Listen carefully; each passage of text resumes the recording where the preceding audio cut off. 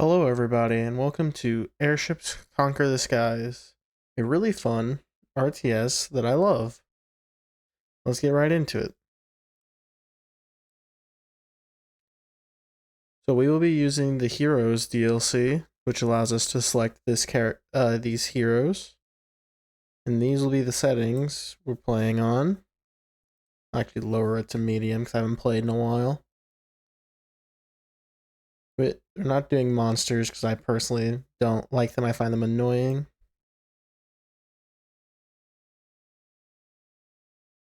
And we'll be starting at tier 0 for our research. Normally you start at tier 1, but I prefer to start at tier 0. And I want to try a different strategy than I normally do, so we're not going to go with the Eagle, which gives you twice as accurate cannons. Instead, I would like to go with this one, the Turtle Dove, double income from trade treaties. And for the hero, we might stick with this one off the start. Pretty good. We'll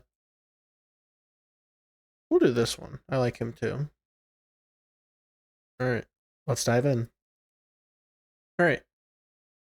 Welcome to Airships Conquer the Skies. So if you haven't played this game before, it's kind of similar in a way to games like Civilization. But it's a little different in how it works. So basically, we're this empire right here. We start off with 2 towns and 1 city. And our goal is to take over the rest of the world. That's really the only way to win this game. There's multiple ways to take over, right? If you take over, I believe 13 cities and have a hero, some heroes can win the game with enough reputation and this whole thing that they go through where they just win the game for you, but it takes forever and other people can sabotage you. The other way is just to control the cities. There's also a cultist victory, but we don't have the cultist, so it doesn't really matter to us. All right. And the really fun thing about this game is you get to make your own ships and land ships and defenses. It's really interesting and cool. So we're going to first start off with our research. I like to get either the market for more economy first, or pressurized suspendium dust tanks because they're better for your ships. They can carry more without exploding as easily because they have armor. For this run, that's what we're going to do first, is we're going to get suspendium chamber, which are better than the suspendium dust tanks you'll see in a second. Then we'll go for more income. Actually, we're going for trade treaties this time, so we'll go with the plus 40% trade treaty income.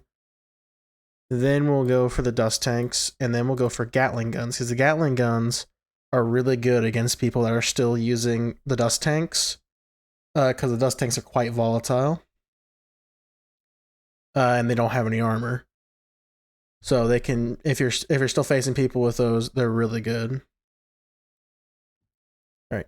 Next, we'll get into designing ships. So I cleared out all of my previous ships and stuff because I wanted to start fresh for this series. So I don't have any land ships. I don't have any normal ships. The only thing I have are buildings, and these are buildings that came with the game. But apart from that, that's all. I have nothing. So we'll start off with designing a ship. Now, the basics you need for a ship are just weapon or troops. If you have a weapon, ammunition. Then you need a way to carry the thing. So in this case, suspendium dust tank. Then you need a crew. You need a place to control the crew. And propulsion with a supply hatch. Now this wouldn't be a very good ship, in my opinion, but it would technically work according to the game. As you can see, there's nothing in the top right telling us that we did something wrong. So I take that away. More supply hatches. Now, there are other things you can add to it as well that aren't required, such as a fire point, which means if your ship catches on fire, you can put it out. A repair bay to repair like your weapons and stuff if they get damaged, but if they're completely destroyed, I don't think they can repair them. Later on, when you get like the suspendium chamber and propellers and stuff, you need coal, which is very flammable. And right now, we don't have really anything else except apart from like a sick bay or crow's nest. Crow's nest makes your weapons more accurate, and sick bay can heal people if they get hurt. So we're going to start from scratch. We don't want a particularly expensive ship right now because our economy is shit, so we're not going to have enough money. So we're going to be aiming for somewhere like 800, like 500 to 800 with a good few weapons. So I think in 2 ballistas and a musket facing forward would be good. Basically, the ballista is your kind of heavy weapon. So like they'll target other ships and everything. The musket is more meant for anti-personnel. So like if the little flying things and troops, that's very good against those. But it can also do really well against suspendium dust tanks again. Now, if you look out here, you also see that the ballista has a limited range. The musket doesn't have that, but it does have a maximum accurate range. So for these weapons, we need an ammo storage. We're only going to do 1 big ammo storage on this ship, and then and maybe 2 little ones, because the ballistas don't take that much ammo themselves. I like to leave a little bit of space in front of my ammo storages because they can explode. And they can take out stuff, and you don't really want them to take out your weapons. I'll scoot that back and bring that back. So, like, in this situation, the explosion will take out this. I'll actually swap these around so that it doesn't take out the ladder. There we go. But it won't take out these ballistas, which is really useful, because that means the ballistas can stay in the fight even after the ammo storage goes boom.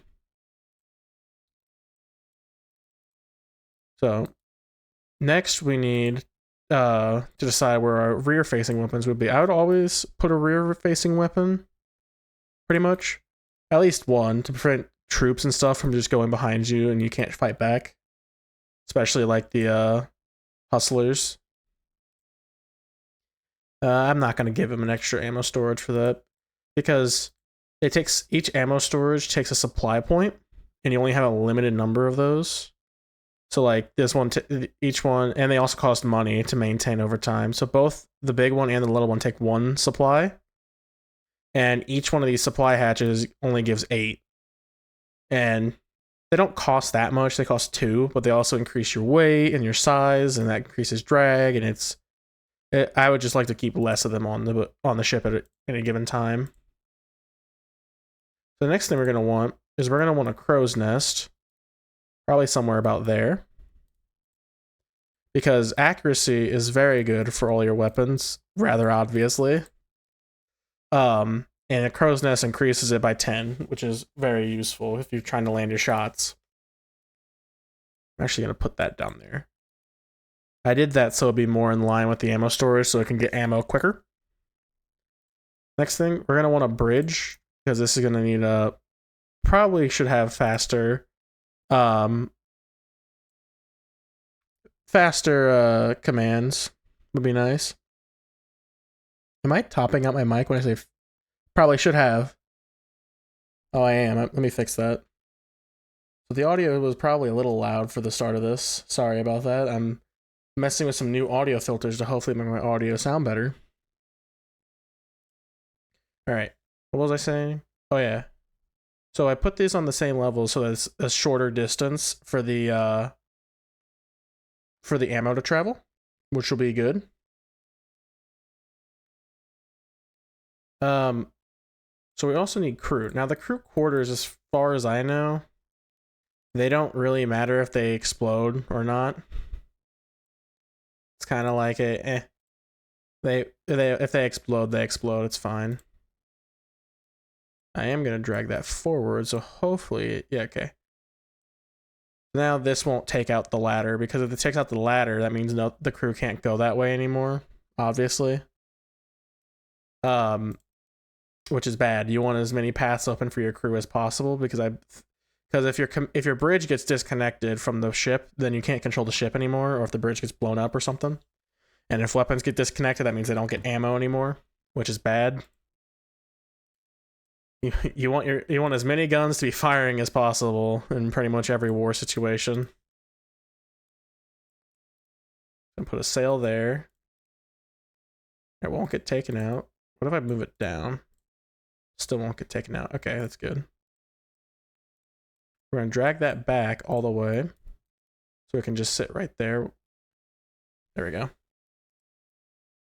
I could use the smaller tanks, but they're really bad at lifting. Like, it needs a lot of these to get to a good height.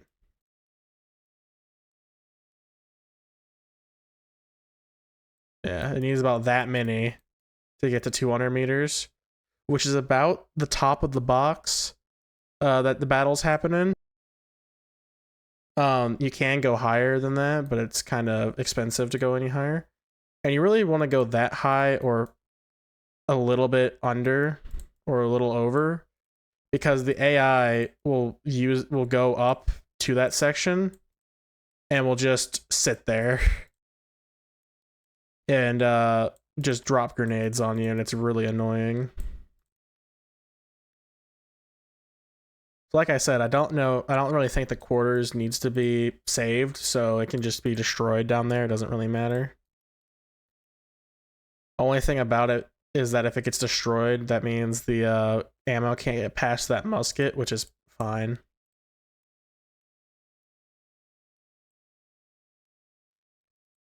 All I did there is I shrunk the sail down to be a smaller sail, so that it would take less crew.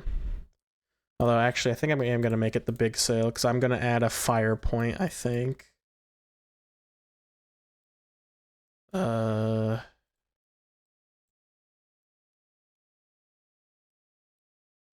There. Actually, we'll scoot this back.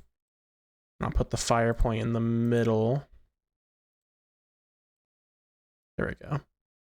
And then I'll make the... Oop, that was lag. I'll make that a little crew area, and I'll take this supply hatch to the end again. Again, I don't think the supply hatch needs to survive either, so I can just chill back there. Only thing about water and why I don't typically like to put a fire point on on the little boats is that it's really heavy. So it has a weight of 150 versus the sail, which is the same size as a weight of 250. But the sail does something. Sorry, the weight is 200. Like, the sail is a big thing, and this is just a little thing, and it weighs pretty much the same for the same size. A little insane. Like, the ballista are 50, and they're the same size as the yeah, let me zoom in. So ballista weighs 50, and they're the same size as the water tower. It's a little insane, but it's fine. All right. I think that does it for our first ship. You can see up here it's only 700 or 650. The maintenance is a little high for early game, but it's fine. If you want this many guns, you're probably going to have higher maintenance. Speed's good. Doesn't have any repair, but for the small ships, it doesn't really matter. In early game, it doesn't matter, because more than likely, the way these ships are going to die is the suspendium tanks are going to explode, and you go bye-bye. All right, I think that is good for our first ship. Everything is good. I'm not going to bother changing the names, because we'll be getting rid of it pretty soon. So we will save it, then we will build one. And we'll probably actually build a couple. Because the thing is, the AI in this game really hates you. And they just always want to commit murder. So pretty much how it works is if this guy gets a stronger fleet than me, he will almost immediately declare war and send a fleet over to capture my stuff. It doesn't even matter, like, if you're nice to them or something, you could give them land, and then they'll immediately just declare war on you again. The only thing that matters is if your fleet is stronger than theirs, or if you have an alliance that is stronger than theirs. That also works. I'm gonna look at this one. So we're probably gonna scrap this ship because I don't particularly care for the grenades, especially in this format. So yeah, once we get a rigor mortis, we will scrap this one because it's very shitty. It looks cool, but like it's not good in the terms of this game. Which I'm kind of sad about. Most ships in this game don't look that good unless you're like really, really good at the game. Which kind of makes sense actually. I don't know why I'm complaining about it.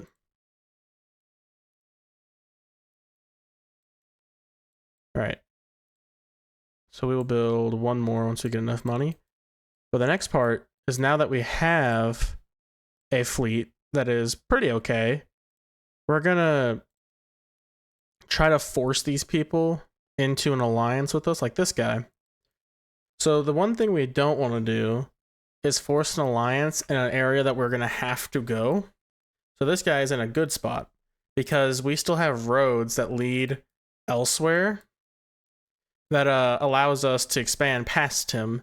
Because if something's blocking your road and then you capture a city, like let's say I capture this one, because I don't own this one, that city will be considered disconnected from my capital, meaning it'll have more unrest, meaning it allows them to do things in my cities easier, like create unrest, riots, capture my stuff, destroy things. It's just a problem. Like if you look here, 0 unrest. I think it's like a -30 if they're not attached to your, or a +30 because the higher the unrest is bad. But it'll be like they'll give it more unrest because it's disconnected from the capital. It'll be like 30 more or something, which is a little bad. So we're gonna try to see if we can get this guy into a trade agreement with me. But as you can see right there, he doesn't want to because his baseline is -8, and then we don't give him enough money. And we can't really get him to do anything because we'd either have to demonstrate submission, which we don't want to do because our reputation is not that great, or we'd have to give him something else, which we don't have any money to give him anything. So right now, we just have to leave him be. And we don't want to get into an agreement with these guys because that's where we're going. This guy we'd probably be fine with because there's nothing to expand past him. And this guy would be the same if we can get into an agreement with them. But for right now, I'm going to send my spy. You only get 1 off the start, but you'll get more later. We'll send him to this city right here. Don't expect me to say any of the names in this game because I can't pronounce them. Alright, so we're going to look. So these ships are just rifles. You can tell, or they have a ballista. We fly too high for the ballista because it can only reach like that high above the ship. So we're pretty safe from these two. This guy has a ballista and 2 rifles. 3 rifles if you count the one in the back. And probably a grenade right here. We should be able to easily destroy that with our ships. So what we're gonna do, not view city, whoops. Go to diplomacy and we're gonna declare war on them.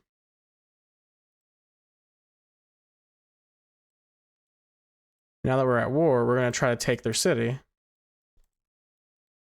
Now that we're here, oh, I forgot to reassign my commander, but that's fine. You can now move them all together into a little formation. These guys are pretty irrelevant because they're way too low to hit us with their main weapon. It's only this guy that we're worried about. So we're going to tell him to target this ship. We're going to pull him back and up.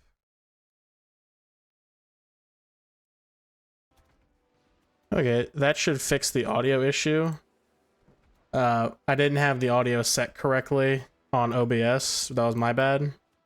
But now there should be game audio. So now that you see that this is about to break, we go below. Or we try to. Sometimes the ships stick together. We want to get out from underneath that ship because it's about to fall. And we do not want to get crushed by it. So now that this guy's on the ground with the suspendium chamber broken, we target next ship in line. You know, they like to do this. They like to try to hide behind you because your rear guns are worse than your front guns. But you could just use one as a bait ship like this.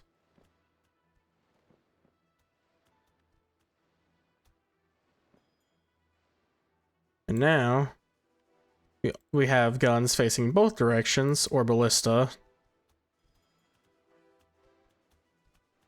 And you basically just want to keep guns on who you're trying to shoot. Which most of the time at the early game is just whoever's the highest, because 2 out of the 3 main weapons, the grenade and the ballista, you have to be higher than your opponent to use. And you just want to take out their suspendium chambers so they drop, so they can't use those weapons against you anymore.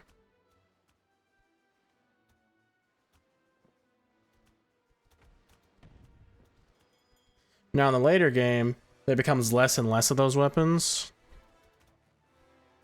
But so the strategy still kind of is just whoever is the highest, because that means they can move over you or under you. Or rather, whoever can be the highest, not whoever is currently.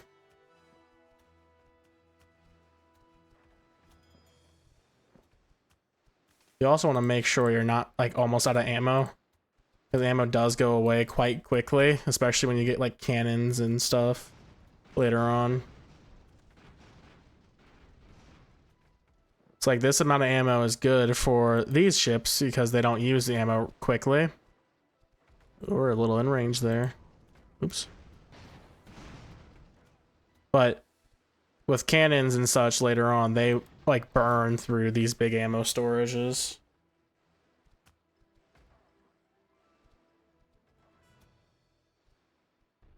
Yeah, that's just pretty much how the fighting goes in this game. Is once you get to this point, the AI doesn't like to give up quickly, and I don't blame it. But oh, we're about to lose a ship.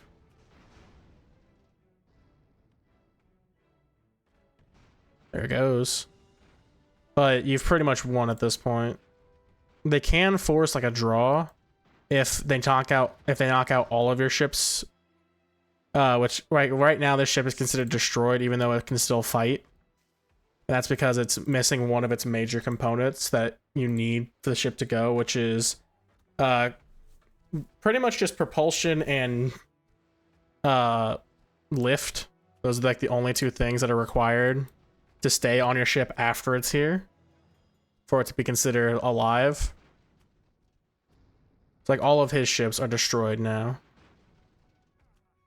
But if they destroy like the suspendium chambers on my ships, that means, or suspendium dust tanks, that means that all my ships are considered destroyed, and it would force a draw, meaning he keeps his territory, but all of his ships are destroyed. Yep, victory. You can see here everything that was destroyed. The only thing that lived was his defenses over here. Which is that guy. But his 3 ships are destroyed and my 1 ship was destroyed. Those 3 options there are just gentle takeover, brutal takeover, and pillage. There's not really a reason to not do gentle takeover. Apart from if you just really want money, you can do pillage. Brutal takeover, it's only really a thing for heroes that require it, in my opinion. It does bring the city under your control faster, but you don't really need that, except for maybe a capital city. But now that we've taken a city, oh, we got a thing. I'll continue that thought in a second. So a merchant from that city, this guy, is asking for asylum in your empire, promising you to pay you handsomely. This is pretty much always a thief. So you can, I always just accept him, and it gives you the $1,200. But then they immediately tell you it's a thief. And they are demanding you to return. Sometimes they ask the money back. And all this does is if you refuse, they get mad and they have a bunch of grievance against you, which grievance is up here. These guys probably have some against me. Nope. So all grievance does is when it gives them a right to break a treaty with you without making you angry or getting grievance put against them. So it just allows you to break treaties and stuff. If you return him, you don't get any grievances. And they lose grievance against you. If there is no option for return him and the money. If you return him and the money, then they don't get any grievance. They lose grievance against you. If you just return him when you can return the money, they still get grievance towards you. But there's really no negative to not doing that. But at this point, now that we've taken a city from them and they're considered weaker than us, we can force peace. And we can't get tribute, but I don't really want to keep fighting them because it's going to sink my economy, just trying to throw more and more ships because it's going to be difficult to take the city. So I'll make peace, and they're already weakened because we took one of their cities. But now we're at peace, so they're not going to attack us anymore. As you see at the top, we're about to get a new technology. And we can go look over here. We now have a better standing with these people because we just kicked the crap out of somebody. So now we can tell them non-aggression pact, trade treaty, and receive and to give us money. Seems like a pretty good deal to me. So now that made our economy go up, and we got money from it. So now we can go work on a new ship design that uses better technology. So for this, we're going to do something very similar to before, but now our economy is slightly stronger, so we can go for a slightly better ship. So we're still going to only use 2 ballista. That's a pretty good thing. We're going to put 2 forward-facing muskets this time. Still only 1 rear-facing musket. Actually, we're rich. We'll go 2. And to make sure they don't decide they want to go underneath us, we'll just put 2 grenades right here. Pretty much, it's just providing more coverage. You want to cover up most of your boat. When you get more armor and more speed, you don't really need to cover the bottom or the top. But if you do, it makes them not likely to want to sit below you or sit above you, which they love to do. All right, so now we're going to do 2 large ammo storages because there's really no downside to it, apart from, you know, exploding. But they have the same maintenance cost. They do have more weight because they are bigger. And they have the same supply cost, so it's like there's no point in not going with the big one when you have the space for it. We're going to go with a fire point there. We're actually going to bring this up in order to save space. Then we're going to scoot that over 2. There we go. We're going to run some laddering. The reason I do with this extra laddering, even though there's laddering here, is because they like to target these, and if they get taken out, you're pretty screwed. If these are your only ladders going up or down.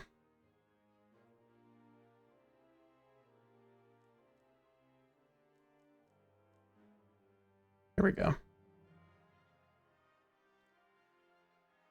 So now we need to put in our lift,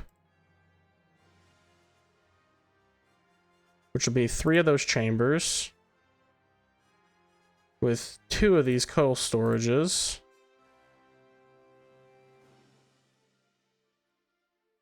And then we are going to put some fire doors here in order to prevent the fire from spreading this way.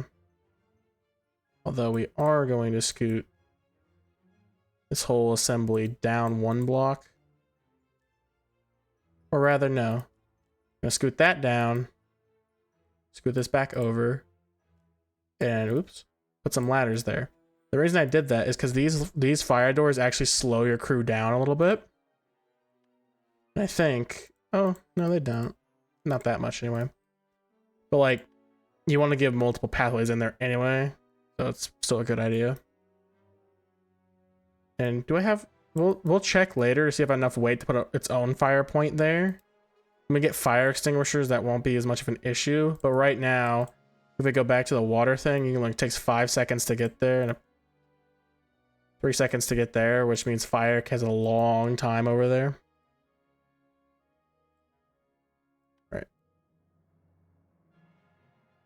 I'm gonna put a big sail back there. Right there. And then the crow's nest is gonna go up top.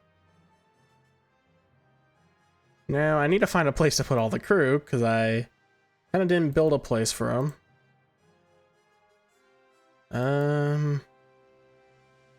Here. We're gonna make this section like the ammo area, which isn't the best because if we look, pretty much this will take out this entire section up front, and this will take out the entire section back there. It's not great, but it's fine. So next, we're going to put our bridge up there with a little ladder running to it. And our quarters are going to run the spine of our ship. Like that. We're going to need 2 supply hatches due to its size, or rather number of crew. And we're also going to require 2 berths for the additional crew.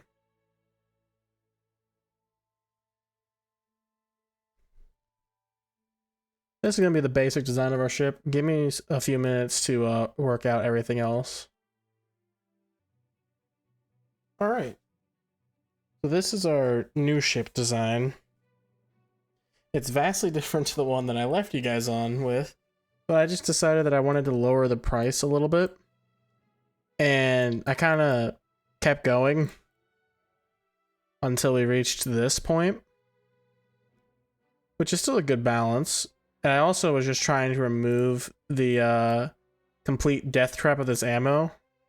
However, I realized that now it's just the only ammo on the ship, but that's fine. It'll be fine. So this basically just replaced the rigor mortis. The resistible basically did it. But it's fine. We'll keep the rigor mortis though in like stock.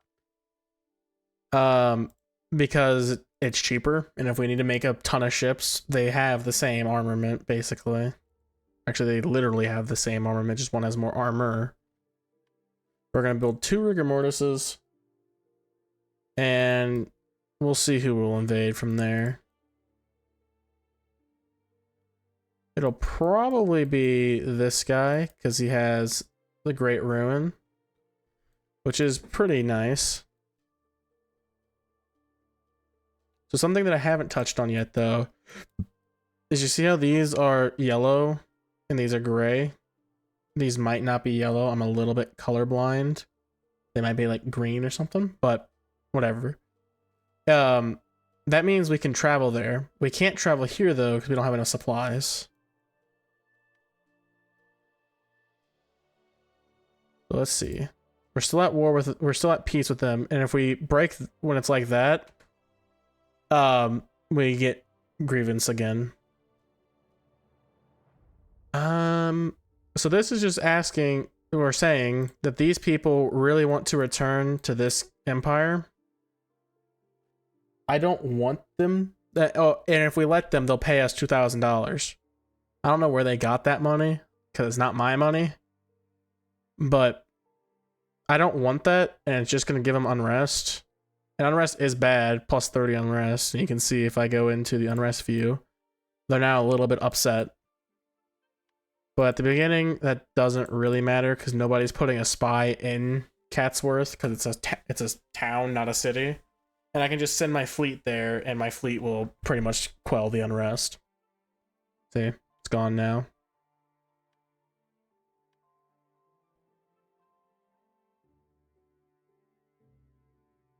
All right, we're gonna see who if I declare war, who am I gonna go with? Okay, so it's just these guys, which we should be more than capable of handling. Did I put my guy in my boat? I did. So we're more than likely to win immediately once this goes. Yep. That's just because there's no defenses here. It's just a little box.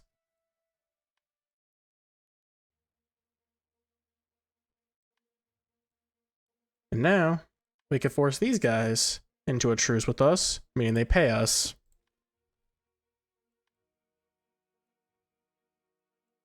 And now we're gonna retract our two old boats because we don't want them getting into battle because they're going to get destroyed. And they're more like now they're going to be more like raiding vessels rather than fighting ships.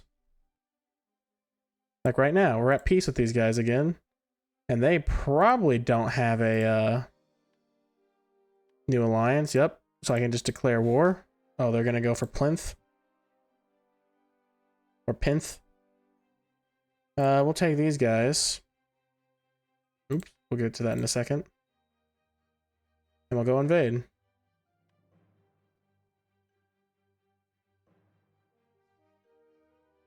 We'll put a large port there. That's what that did, by the way. We unlocked this one, which gives us more markets and ports. So now we can build... In coastal cities, we can build ports, which give you a lot of money. I think 12, 10, and markets give you 6. You can build markets anywhere except in cities. And in big cities that are on the water, you can build a large port, which is 18. This, by the way, in the top right, or top left, is just meaning that these people just sent a delegation, which means they're being nice to me to get more reputation. You can see right there. Welcome to delegation, you get 1 reputation and they gain 4. You can also send insults, which we're not going to do, but the insult basically just means that they lose reputation if they don't respond, or we lose reputation if they respond, and it gives you grievance to break treaties and stuff.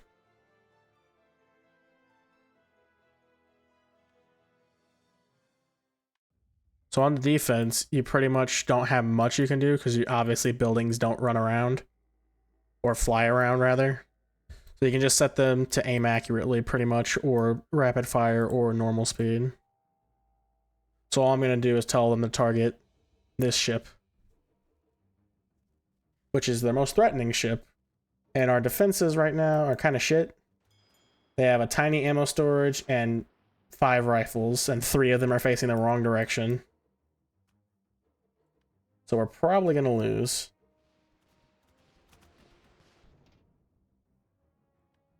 Which is fine, because now we return the favor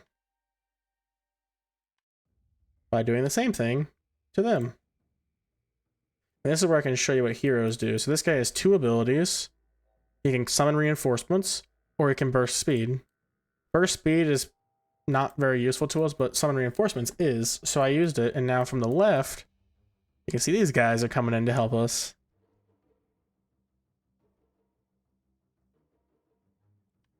I don't know why, but let me turn up the volume, see if that fixes it. There we go. For some reason the volume is really weird in this game when I'm recording it. Sorry about that. There's not much I can do.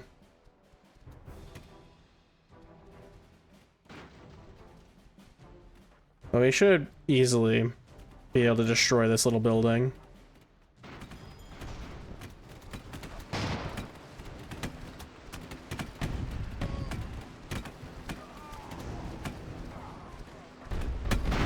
Yep, there it goes. So this guy is a new commander that we have access to now. But he's not that good, so I'll just dismiss him. He can be good if you can level him up the right way, but he also levels up the wrong way by himself, which isn't good.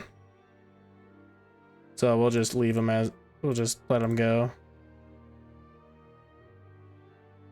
So now, oh, can we get our city back by making peace with them? No. If I demand it, yeah, it's minus 40 terra for that. That's fine. We are gonna take out his fleet though.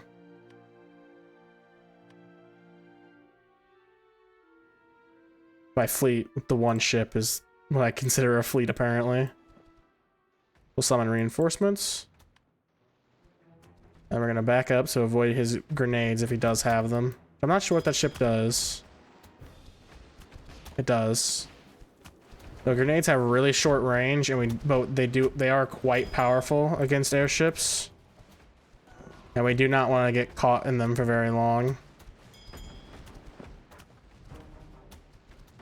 So we can just keep backing up to avoid them, though.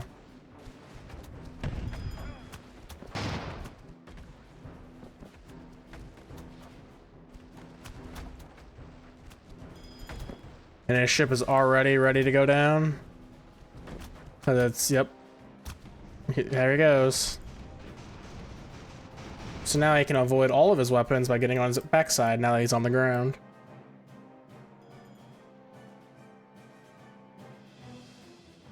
And now they'll just lay down the law on him. If they decide they want to flip, but they don't seem to want to. There we go.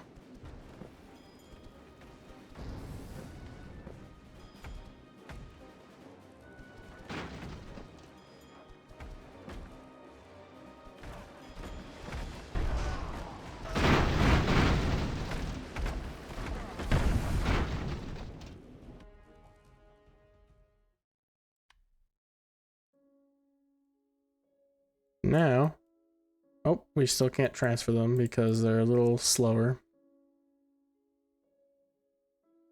But our little raiding fleet can go deal with that.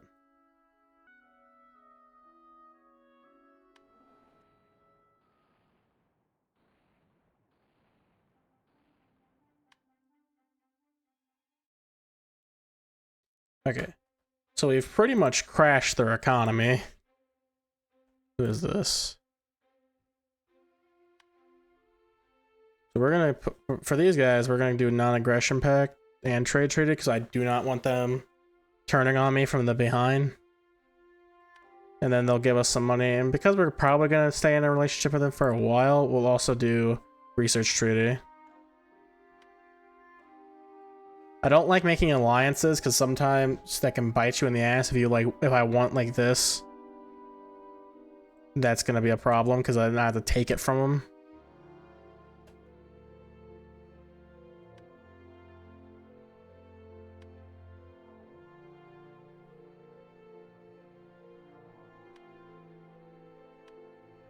Alright, we'll design one more ship today. That's gonna be a little bombardment ship. So this one doesn't necessarily have to fly. Actually, we don't even need to do it in here. We'll do it in a land ship. I don't like land ships. They're not the best, but they are cheap, which is good. So what we're gonna do is we're gonna put a trebuchet on it with a couple of rifles for muskets. These aren't rifles. Just to keep the troops away from it. And we'll also put a repair bay because this is quite exposed and it breaks a lot. And this is basically all you need for a little trebuchet launcher. But however, I do notice also we do have a slight problem. The blue means you don't have to fix it, but you probably should.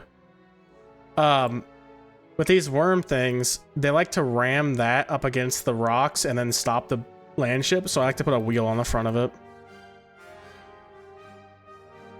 That music is loud, goddamn.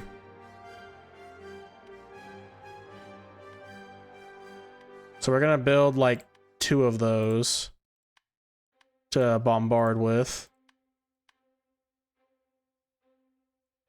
Now, I do have to be careful. I do tend to build a lot of ships in this game because I like to. I think it's fun. But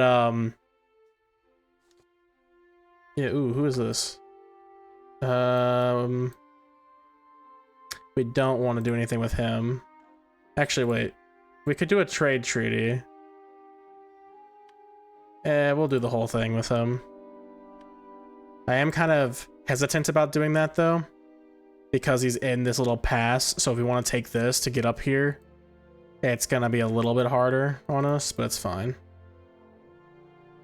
But I do like to build a lot of ships in this game, which is a problem because each one costs maintenance, which will lower your economy every time you do it, which isn't the best, but it's fine. So now we bring up our ships and we'll build one more one of these in order to just have some more battleships, basically. They're not really battleships, but they're good. And after we take this capital, we're gonna go through and get some economy going and some better defenses. We're not gonna make peace because we're about to win. But that'll probably be a next episode type thing.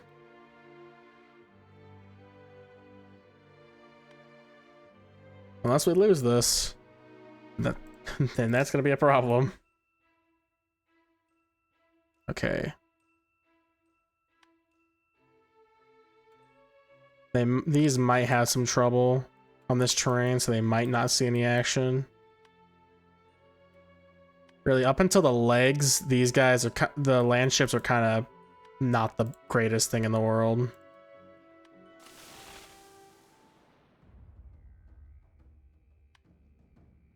All right. So since this is fog, we're gonna set these guys to accuracy, and these guys to accuracy. You can see I'm talking about the fog down there. So we're gonna take these ships first because they're gonna be faster and move them in.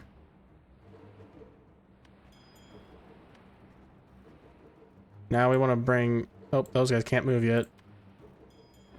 So we're going to bring these guys in without within range of the ballista. Then we're going to bring these guys in just so the back one can hit the first target.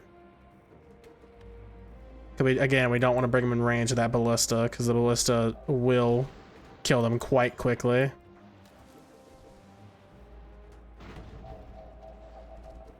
Yep, this is what I was afraid of. You see how that front wheel is like all the way clipped in? That means it's not gonna move anymore. That's fine, we don't need it. I might try putting more front wheels up there to see if that helps. But yeah, it's just the worm and the wheel approach doesn't really work that particularly well. Probably as intended, because it is like the first it's one of the first technologies you get.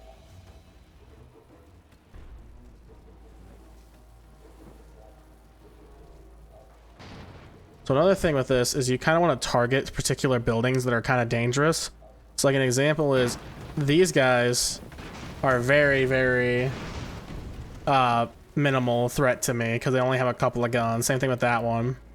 So you want to tell them to target that one because look at all those guns in the front.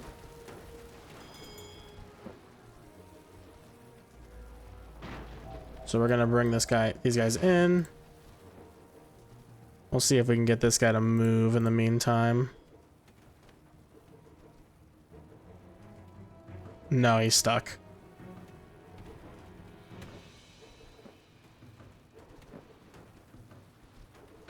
So now that it's not foggy anymore, we can go to normal on these. We're gonna keep these guys on accuracy just because they're a little bit farther away.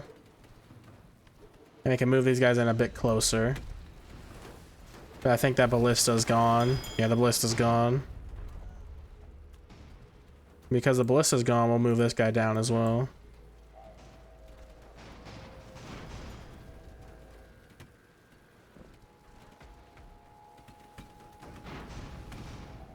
And this is pretty much one for us.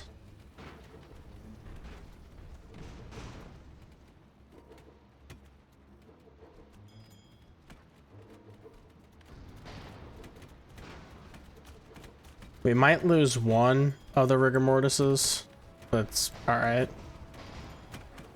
They're only $600 in this game, which is not that much. That's victory. Who are these guys? We'll do this and then, okay.